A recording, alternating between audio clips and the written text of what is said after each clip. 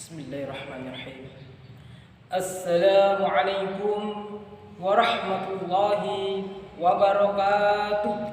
Waalaikumsalam warahmatullahi wabarakatuh.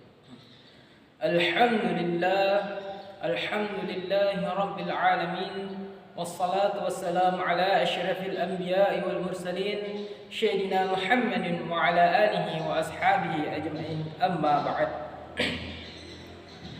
Puji syukur kita panjatkan kepada Allah Subhanahu wa ta'ala, karena di tengah-tengah kesibukan kita ini masih diizinkan untuk duduk bersimpun di dalam rumah Allah demi memenuhi undangannya untuk bersama-sama menjalankan sebagian dari kewajiban kita berupa beribadah.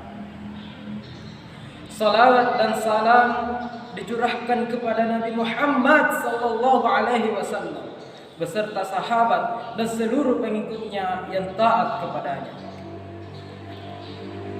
Hadirin wal hadirat, para jamaah yang insyaallah dirahmati oleh Allah Subhanahu wa taala. Di zaman sekarang atau di zaman globalisasi ini ternyata masih banyak cendekiawan dan sarjana ulung yang masih kebingungan karena masih mencari jawaban atas pertanyaan, untuk apakah manusia berada di muka bumi ini? Apakah hanya laksana pohon, tumbuh dari biji, menjadi tunas, berkembang besar dan rimbun, berbunga dan berbuah, tua rontok, mengering lalu mati? Atau barangkali seperti hewan, lahir dan tumbuh berkembang, setiap hari mencari makan, kawin dan beranak pinak, tua renta, kemudian mati. Jika orang-orang yang mempertanyakan apa arti hidup ini tanpa mengenal ajaran agama, tentu tidak akan mendapatkan jawaban yang memuaskan hatinya. Ia akan terlihat gelisah, sebab jawaban-jawaban yang diterimanya justru akan lebih membingungkannya. Hadirin wal hadirat, para jamaah yang insyaallah dirahmati oleh Allah Subhanahu wa taala. Sebagai seorang muslim yang memahami ajaran Islam dengan baik, tentu sangat mudah mencari jawaban untuk apa manusia berada di bumi ini. Sebab ia akan mencari jawabannya bukan berdasarkan pemikirannya, namun berlandaskan Kitabullah atau kitab suci Al-Quran. Menurut firman Allah Subhanahu wa ta'ala dalam Al-Quranul Karim, tujuan keberadaan manusia di muka bumi ini setidaknya ada dua. Pertama, manusia sebagai makhluk diciptakan untuk menyembah Allah atau beribadah kepadanya. Wa ma khalaqtul jinna wal insan illa liya'budun. Manusia sebagai makhluk Allah Subhanahu wa ta'ala yang mendapat dirinya seperti yang dimaksudkan dalam surah Az-Zariyat, berarti mempunyai kewajiban tunduk dan patuh menyembah atau beribadah hanya kepada Allah Subhanahu wa ta'ala, tidak kepada sesama makhluk, baik yang lebih tinggi sederajat atau yang lebih rendah tempat keberadaannya. Makna ibadah itu sendiri tidaklah sempit. Ibadah mempunyai ruang lingkup yang sangat luas dalam kehidupan ini, sebab memiliki pengertian kauliyah, dinafaliyah, baik secara lahir maupun batin dalam setiap aspek kehidupan muslim. Imamul Islam Ibnu Taimiyah memberikan definisi ibadah.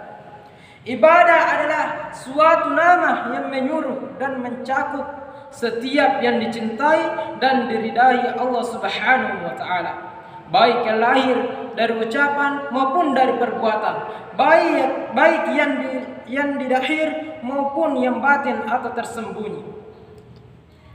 Jadi ibadah itu merupakan sebuah konsep yang menyeluruh untuk mengatur bagaimana seharusnya kehidupan ini dilaksanakan, seperti bagaimana merencanakan, mengorganisasikan, mengarahkan, dan mengatasi setiap denyut dan aktivitas kehidupan agar sesuai dengan tuntunan Allah Subhanahu wa ta'ala. sejak manusia itu mengenal Allah hingga ia mati.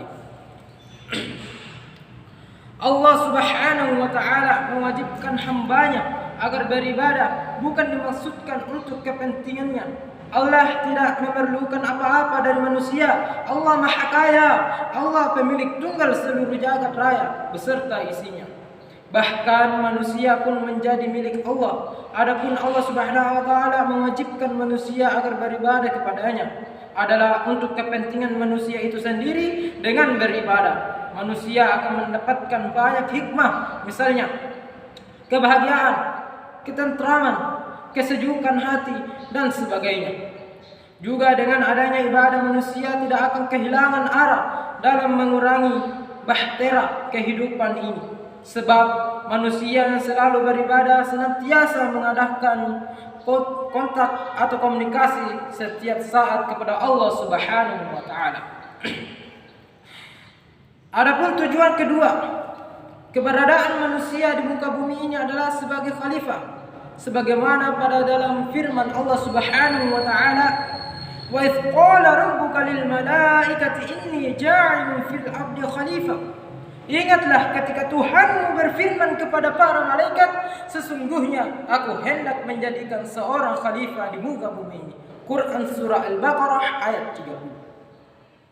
Pengertian sebuah khalifah berdasarkan lugas atau bahasa adalah pengganti, akan tetapi berdasarkan makna istilah adalah pemegang amanah untuk mengatur dunia ini, adalah merencanakan, mengorganisasikan, mengarahkan, dan mengawasi, termasuk mengelola, memanfaatkan, memakmurkan, dan membuat aturan-aturan khusus yang sesuai dengan syariat dalam tingkat operasional.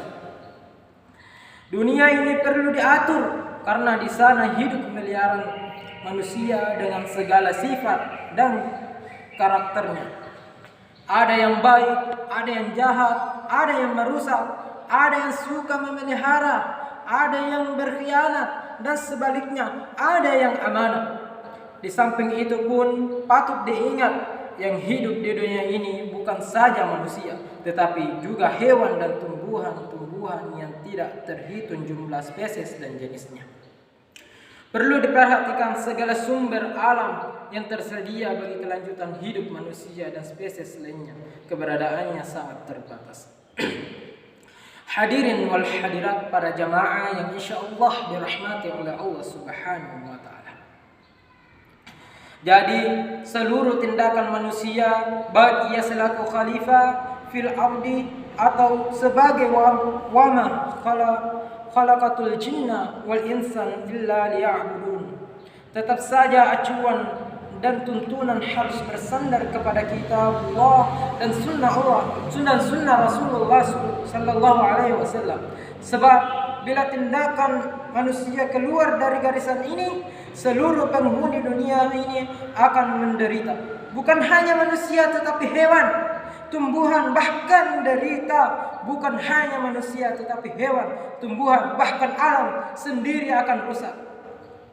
Dengan demikian, manusia bukan hanya memproduk dosa, tetapi lebih menganiaya dirinya sendiri bersama-sama makhluk lainnya. Sehingga ketika ia mati akan mendapat kebinasaan yang sangat dahsyat. Ia akan terkena siksa neraka. Ingatlah apa-apa yang telah dilakukan manusia semasa hidupnya. Di yaumil akhir kelak akan diminta pertanggungjawaban oleh Allah Subhanahu wa ta'ala. Mungkin inilah ceramah yang sempat saya bawakan. Mudah-mudahan bermanfaat bagi para jemaah sekalian, terutama bagi diri saya sendiri, dan saya akhiri dengan ucapan minallahi musta'an wa ilaihi tiklan. Thumma assalamualaikum warahmatullahi wabarakatuh. Waalaikumsalam.